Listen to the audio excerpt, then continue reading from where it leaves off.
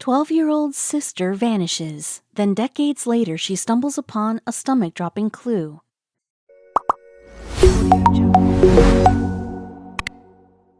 May 17th, 2001. The last time Sarah Turney saw her 17-year-old half-sister, Alyssa, alive.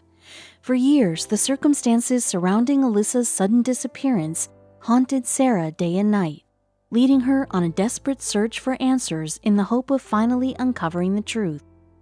But as Sarah dug deeper into Alyssa's mysterious fate, she discovered that the one person she spent years protecting was actually the one she should have feared most. Strangely enough, her sister's disappearance didn't faze Sarah much at first.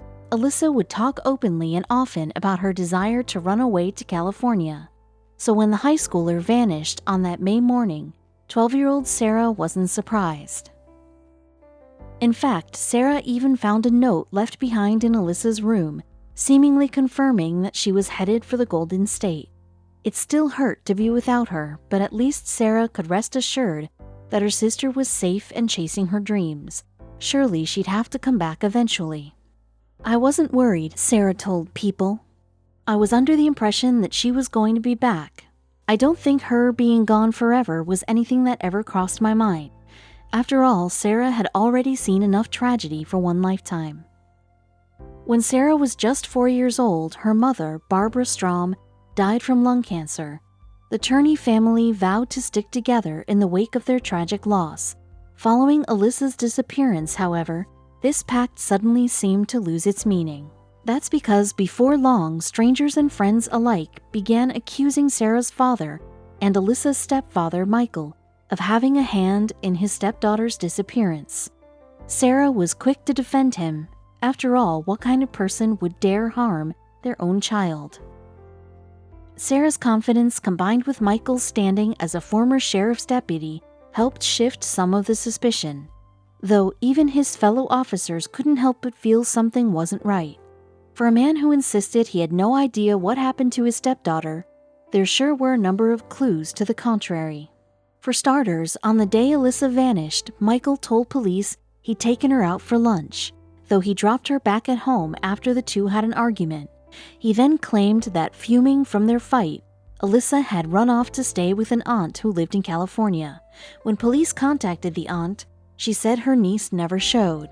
A week later, Michael reached out to police again, telling him Alyssa had called him from a payphone in Riverside, California. Before the officer could ask him any follow-ups, he immediately ended the call. Was this the erratic behavior of a grieving father, or was there perhaps something more?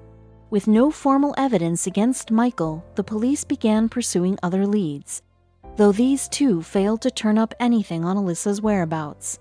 Frustrated, Sarah decided there was no point in waiting around any longer. It was time to take matters into her own hands. And so Sarah became her own private eye, creating a website dedicated to finding justice for Alyssa and searching for answers however she could.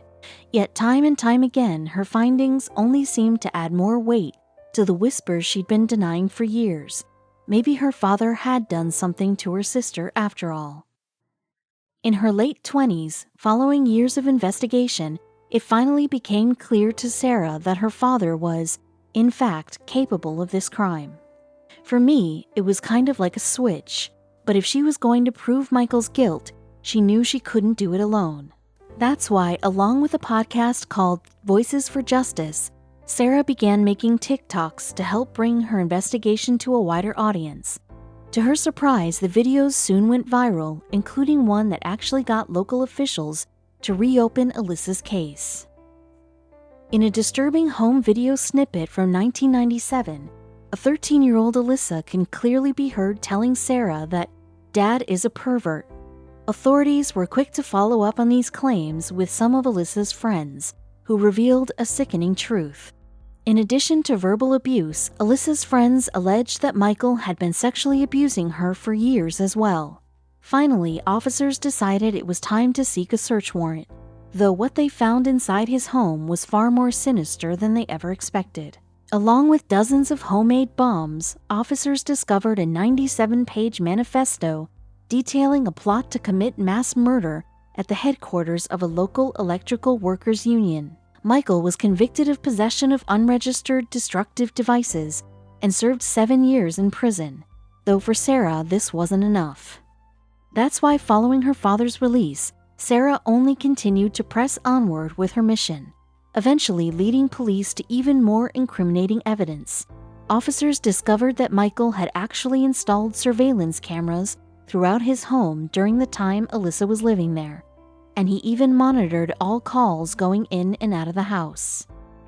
But perhaps the worst discovery of all was that a number of homemade contracts between Michael and Alyssa, including one from 1999 that stated Michael had never molested her, after years of uncertainty, law enforcement and Sarah finally had all they needed.